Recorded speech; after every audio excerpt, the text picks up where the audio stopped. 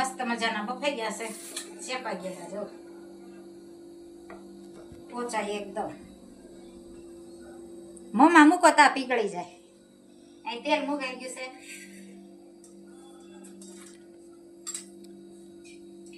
રાઈ,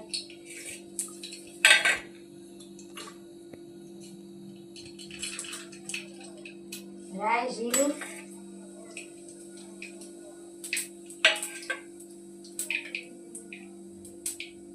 અને લીંબુ.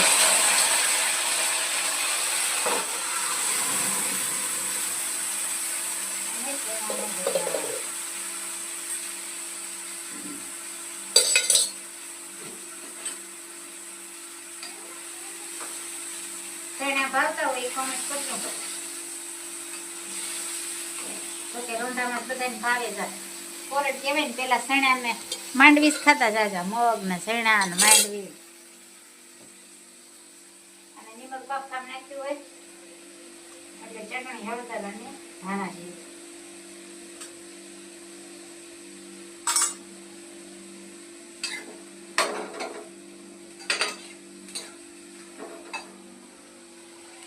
સરસ મજાનો વઘાર થઈ ગયો છે. કચોરી, તુરના દાણા બાફા, આમાં ચટણી, મીઠું, હળદર, ધાણા જીરું અને આ લીંબુનો રસ બધું મિક્સ કરવાનું અને પછી મસાલો ભરવાનો. કેવું પાણીપુરી જેવું થાય? હા, પાણીપુરી જેવું. સરસ મજાની બે કચોરી, તદ્દન નવો ધડાકો, નવી રેસીપી કચોરી. હું ભેળ્યું છે? આ તુરના દાણા હોય ને એના બાફા, પછી ચટણી, મીઠું, હળદર, ધાણા જીરું ને લીંબુ. બીજી આઈટમ કઈ? બસ, બીજું કઈ નહીં. તુવેરનું જ વધારે છે ને? આ તુરની જ બને કચોરી. બરોબર છે. અને આ લોટ બાંધવાનો છે, પછી પૂરી વણવાની, પછી એમાં મસાલો આમ મિક્સ કરીને ભરી તળવાની. ઠીક, બરોબર. આ ઠરી જાય ત્યાં લોટ બંધાઈ જાય. સરસ મજાની કચોરી બની રહી છે. આ તો નવી રેસીપી છે. રેસીપી છે કચોરી વાળી.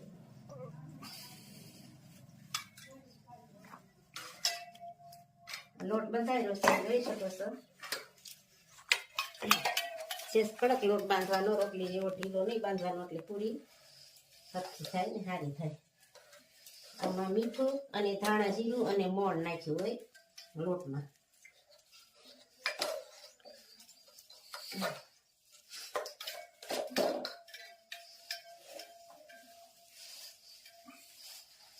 મસાનો લોટ હોય? આ મેંદાનો હોય ને ઘઉંનો ચાલે કચોરીમાં. અને બે મિક્સ હાલે, થોડોક મેંદો ને થોડોક ઘઉં. મેંદો ભારે પડે એટલે ઘઉં અને મેંદો એ બે ને પૂરીઓ બને. હા, અને તુવેરનું છે, આપણે પાણીપુરીમાં કરીએ એવો જ મસાલો ઘણો ખરો. હા, સ્પેશિયલ તુવેરનું છે. ખાલી તુર હોય આમાં. કચોરી, કચોરીની નવી તદ્દન ધડાકો રેસીપી. કચોરી સરસ મજાની રેસીપી તૈયાર થઈ રહી છે આજ તો. હા, મસ્ત મજાનું બનશે આજ ભાઈ.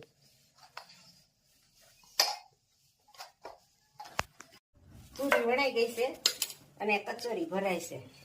એક શેકાઈ પણ ગઈ છે. બરોબર.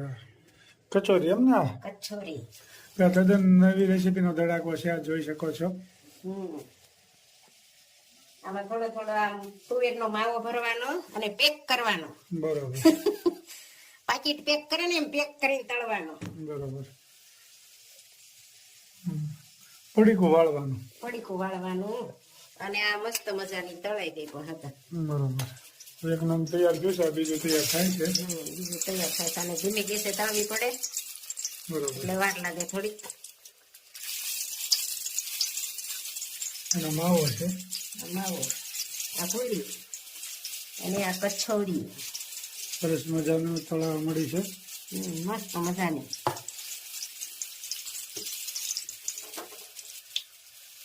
એકદમ ગ્રીન કલર રેડ ઉપર થોડીક થવા દેવાની, એટલે અંદર બધી બફાઈ જાય ને શેકાઈ જાય. મસ્ત મજાનું સરસ.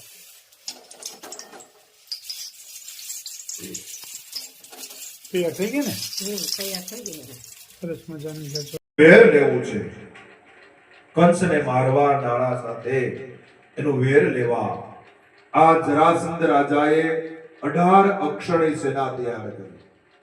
18 અક્ષણી સેના તૈયાર કરવામાં આવી અને મથુરા ઉપર ચડાઈ કરી. મથુરા ઉપર ચડાઈ કરી ત્યારે ઉગ્રસેન વગેરે રાજાઓ રથમાં બેસી યુદ્ધ માટે જાય છે. ભગવાન કૃષ્ણ અને બલરામ માટે સ્વર્ગમાંથી રથો આવ્યા. રથની અંદર બેસા યુદ્ધ કરવામાં આવ્યું. 18 અક્ષણી સૈન્યનો નાશ કર્યો. જરાસંધને બલરામે પકડ્યો. બલરામે જરાસંધને પકડવામાં આવ્યો. મારવાની તૈયારી કરે છે, પણ ભગવાન કૃષ્ણએ કીધું, મોટા ભાઈ એને છોડી દો. બલરામ કહે છે કે હે કૃષ્ણ, આ દુષ્ટ આ પાપીએ આપણા રાજ્ય ઉપર ચડાઈ કરી છે અને છોડાય નહીં. ત્યારે ભગવાન કે છોડી દો. આવા નમન હું કરું વિષપાળને, કરગરી કહું ભક્તિ બાળને. અરજય મારી યુરમાં ધરો, વિપતિ મારી શ્રી હરિહરો. અવરયાસરો મારે નથી, સર્વદાનને શું કહું કથી. કઠણ કાળમાં યાપતો ધણી, સુખદ શ્યામળા મુક્ત ના મણી. અમરના પતિ આસતા હરી, રસિક રાખજો લાજય મારી. પ્રણત પ્રાણ સો સર્વના પ્રભુ, દીન દયાળ સો વિશ્વના વિભુ. વિમળ મૂર્તિ ઉરમાં વસો, નજરથી પ્રભુ દૂર ના થજો. અધિક ત્રાસને તોડી નાખજો, બ્રહ્માનંદને પાસે રાખજો. જય જય. સ્વામિનારાયણ. ખૂબ સરસ મજાનું કીર્તન ગાયું. પ્રભુને વિનંતી કરી છે કે અખંડ અમારા હૃદયમાં રહેજો અને અખંડ તમારું સ્મરણ કરતા રહી શક્તિ આપજો. એક એક કડી જીવનમાં ઉતારવા જેવી છે. જય સ્વામિનારાયણ. જય સ્વામિનારાયણ.